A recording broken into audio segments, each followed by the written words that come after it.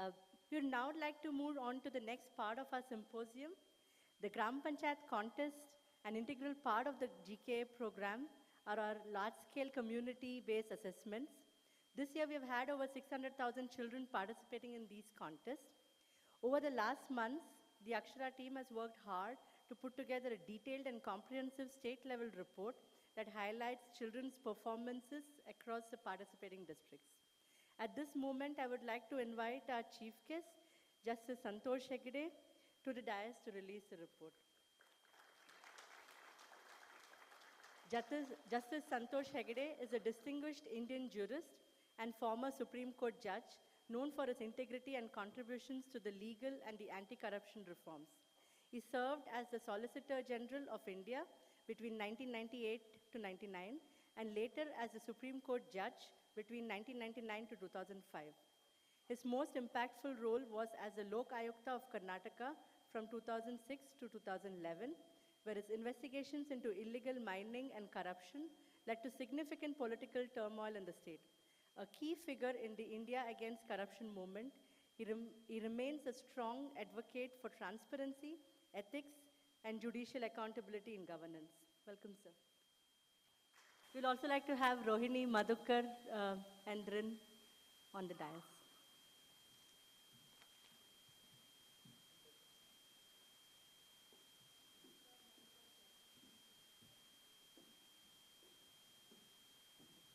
Namaskara,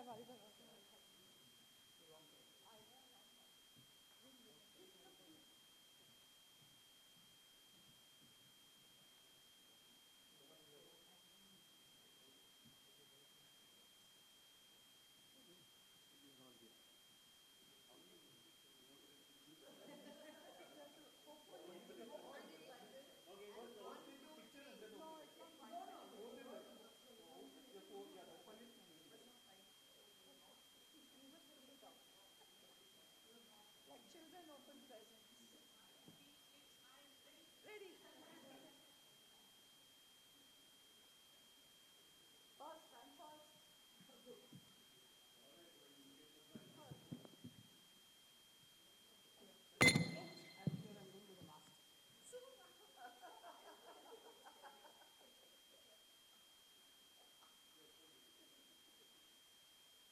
Who needs tuition? Who needs tuition? Help. Securely packaged. Bridge course.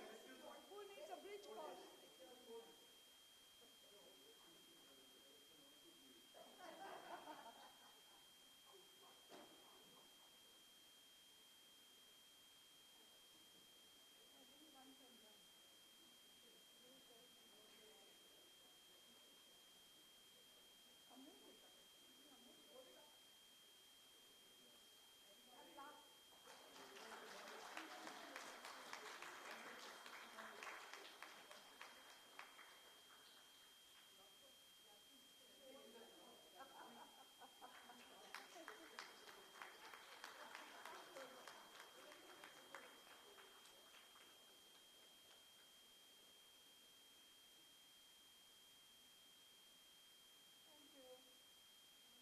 Thank you.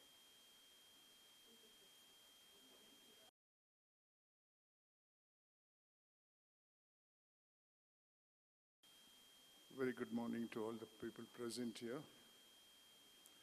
I deem it an honor to release the maths contest report from the level of Gram Panchayat by Akshara Foundation, which is the end product of getting the material through 5,95,517 students participating in the various tests organized by the Akshara Foundation, and also involving 26,188 schools of 4,890 Gram Panchayats.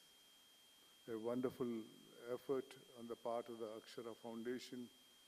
A report, I'm sure, will be of great use to develop the standard of education at the Gram Panchayat level and other levels consequently.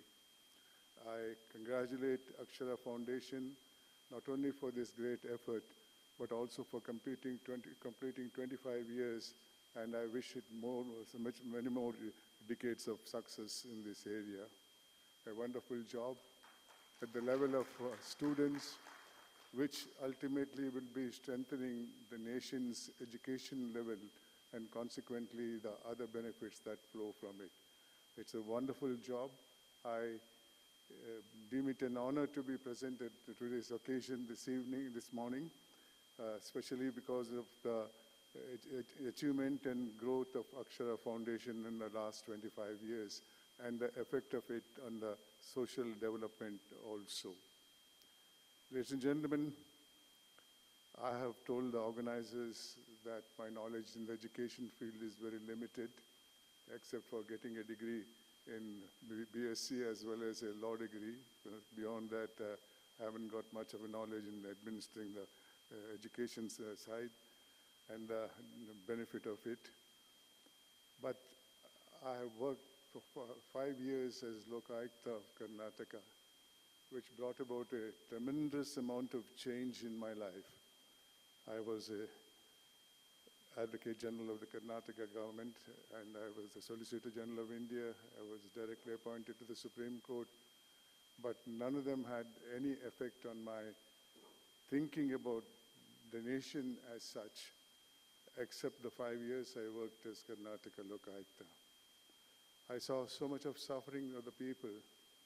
I wondered why this was happening so. Then I realized the fault doesn't lie with people. The fault lies with the society in which we are. People are led by the thinking of the society, and consequently there is a mad race to achieve the goal which the society accepts you to achieve. And it leads to so much of complication. I wondered, what's the real cause for it? This is, according to me, a disease called greed. Today, there has been a lot of development in our country, but according to me, and I deliberately use the word development, if something has grown very much, it is this disease called greed. For example, in the decade of 50s, there were scams, but the amount involved in it was very little. For example, there was a scam called Jeep scam. In importing Jeep vehicles for our soldiers from Great Britain, country lost 64 lakhs of rupees. Very important people were involved in that scam. A few decades later, I am referring to another scam to show the growth called Bofus. Country lost 80 crores of rupees in that. Then came a scam few decades later called Commonwealth Games. Country lost 70,000 crores of rupees in one scam. Hundreds of scams take place, and in one scam he lost 70,000 crores by few people involved in it.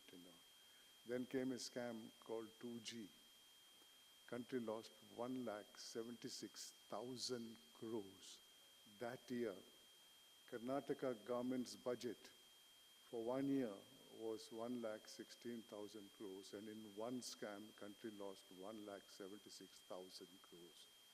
Then came a scam called Colgate, the coal scam. The country lost 1,86,000 crores. There have been scams and scams and scams thereafter. Imagine if you put all the money lost in all the scams, how much money this country has lost. In 1985, then the Prime Minister of India, late Rajiv Gandhi, made a public statement in Mysore, wherein he stated that year, out of 1 rupee government gave for development, only 15 paise reached the target. This is by the Prime Minister of India. All these figures, if you go to Google, you'll get it. These are not created by me for my speech. 85, then the Prime Minister said, out of 1 rupee, only 15 paise reached the target. We are in 2025. Out of 100 rupees, 15 paise reached the target. How do we continue to develop? only way which I could think of is by inculcating a value called contentment in life, which our forefathers had introduced in the society. If you have contentment, you don't get the disease called greed. If you have greed and inculcate contentment, that contentment puts an end to greed in a person. But who will teach the people, especially the youth of this country? When I was young, my parents told me the do's and don'ts of life. If I made a mistake, I was corporally punished. When I went to school, I had a subject called moral science, Niti Pata, which reiterated what my parents told me.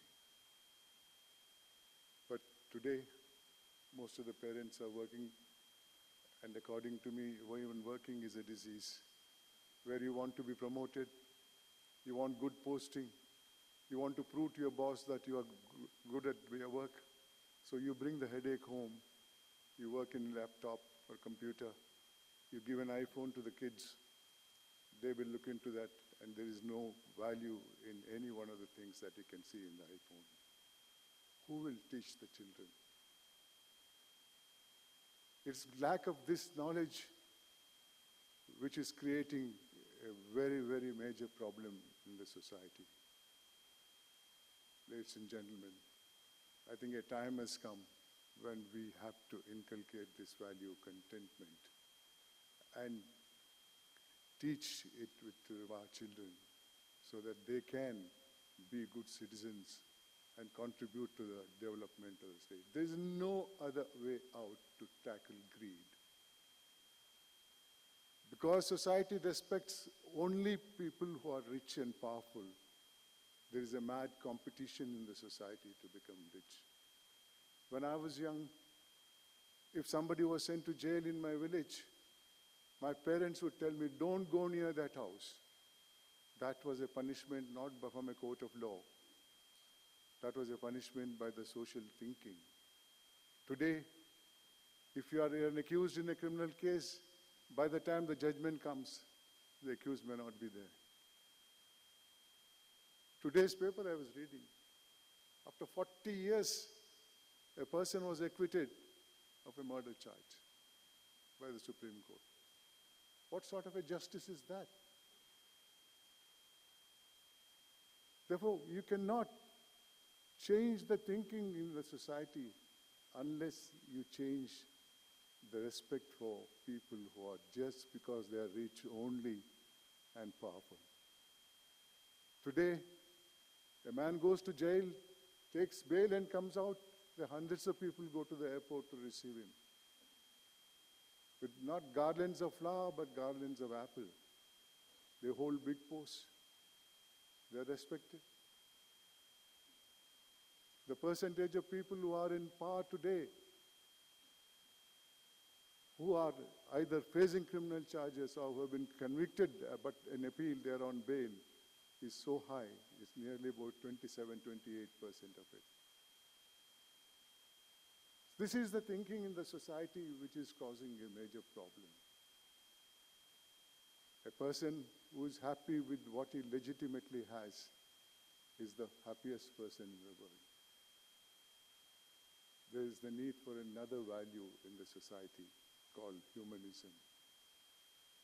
We are not born human beings. Our elders and poets have written, become what you want to become in life, but become a human being first. ಏನೇ ಆಗು ನಿನಗೆ ಬೇಕಾದವನಾಗು ಆದರೆ ಮೊದಲು ಮಾನವನಾಗು ಅಂತಾರೆ. ಆದರೆ ಆ ಮಾನವೀಯತೆ ಎಲ್ಲಿದೆ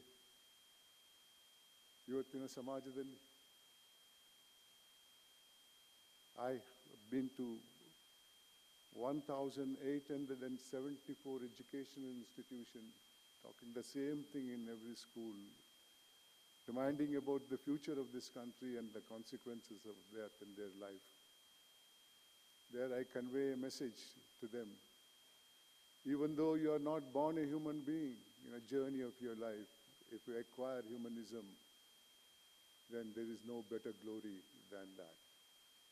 Ladies and gentlemen, I have these two messages One is contentment in life. Contentment in life doesn't mean you get a degree, you get a job, then you become a sannyasi. No. You must have an ambition, akanksha, to become somebody big, to become somebody rich. There's nothing wrong in legitimately earned wealth is no product of sin.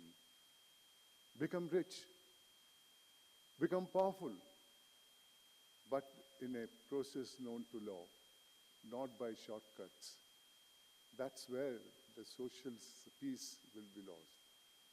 I congratulate the Akshara Foundation for doing a wonderful job in creating future citizens with legal knowledge.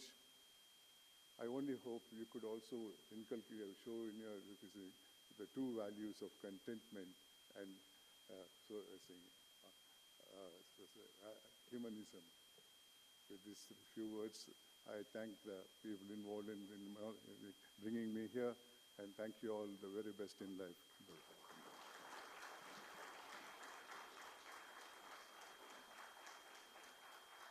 Thank you, sir, for sharing your wisdom and these inspiring words with us.